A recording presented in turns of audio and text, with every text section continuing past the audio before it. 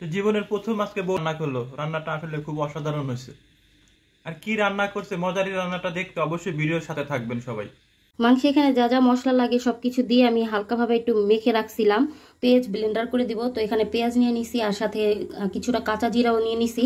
আর এখানে আমি কিছুটা মশলা তেলে নিতেছি। এই মশলাটা দিয়ে আর কি আমি এই পেঁয়াজের সাথে একবারে ব্লেন্ড করে নেব। এই মশলাটা পেস্ট আর কি তৈরি করে নিলাম। এটাতে ওই যে বললামই গরম মশলা দিছি, আস্ত গরম মশলা আর পেঁয়াজ জিরা এগুলো দিয়ে আর কি আমি পেস্ট করে নিছি। আস্ত গরম মশলাও দিব। তো এখানে আজকে একটু ভিন্নভাবে রান্না করতেছি। এটা হচ্ছে রাজহাঁসের মাংস। তো আমার অনেক দিন যাবতীয় আর কি রাজহাঁসের মাংস খাওয়ার অনেক ইচ্ছা ছিল। তো আমার আম্মা বাড়িতে পালতেছিল, তো এটাতে চামড়া দেখতে পারবেন না, কারণ এই হাঁসটা মনে হয় একটু অসুস্থ হয়ে গেছে বা যে কোনো একটা সমস্যার কারণে আর কি হাঁসটা কেটে ফেলছে। আর আমি এখানে কিছুটা টমেটো দিয়ে দিছি, আর টমেটোগুলো একদম গলে যাবে মাংস কষানোর সাথে। মাংসটা কিছুক্ষণ ম্যারিনেট করে রাখার পর কিন্তু আমি বসিয়ে দিছি। আর এই তো মাংসটাতে বলক চলে আসছে, আর দেখেন কত পরিমাণে পানি ছাড়ছে। এখানে এখন আমি একটু সামান্য চিনি দেব। চিনিটা আসলে স্বাদ বাড়ানোর জন্য দেয়, আর চিনিটা দিলে মাংসটাও তাড়াতাড়ি সিদ্ধ হয়ে যাবে। ঢাকনা দিয়ে ঢেকে দিলাম। তো মাংসটা আরো ভালোভাবে কষাবো। বলছিলাম এখানে আস্ত গরম মশলাটাও দিব আমি, তো এখন একটু আস্ত গরম মশলাটাও দিয়ে নিতেছি। তেজপাতা, এলাচি, দারচিনি, লং, গোলমরিচ দিলাম। মাংসটা আরো ভালোভাবে কষাবো। এখনো মাংস থেকে তেল ছাড়ে নাই। মাংসটাতে তেলও ছিল না, কারণ যেহেতু ছোট ছিল হাঁসটা কিন্তু আরো বড় হইতো। তো হাঁসটা একটু অসুস্থ হওয়ার কারণে আর কি হাঁসটা কেটে ফেলছিল।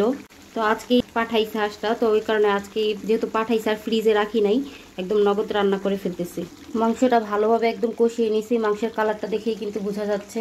তো এখানে আমি আলু দিয়ে দিতেছি, আর অল্প করে আলু দেব। আলু ছাড়া তো আমার ঘরে মাংস রান্না পুরাই অসম্পূর্ণ। আর বিশেষ করে আমার মেয়ে আলু পছন্দ করে, তাই আমার সব মাংস রান্নাতে আলু দেওয়া লাগে।